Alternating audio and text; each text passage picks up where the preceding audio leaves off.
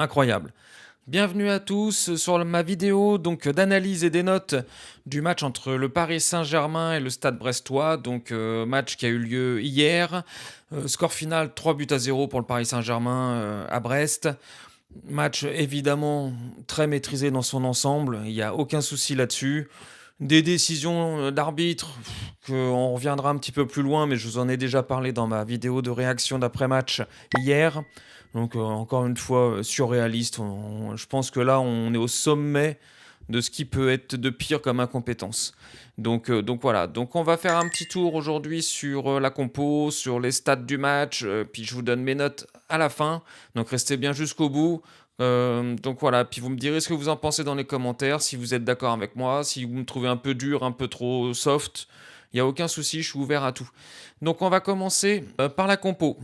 Donc la composition d'équipe. Donc on avait une compo un petit peu comme je vous avais dit dans mon avant-match, où j'étais à peu près sûr qu'on allait garder à peu près la même composition que pour le Bayer Leverkusen. Évidemment, 2-3 changements, ça c'était normal.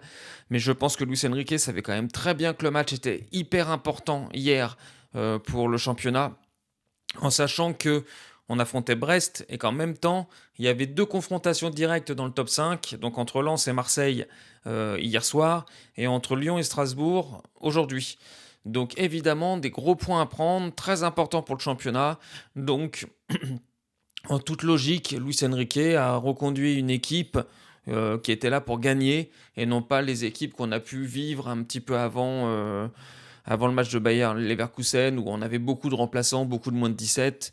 Donc on avait vraiment une équipe intéressante sur le papier.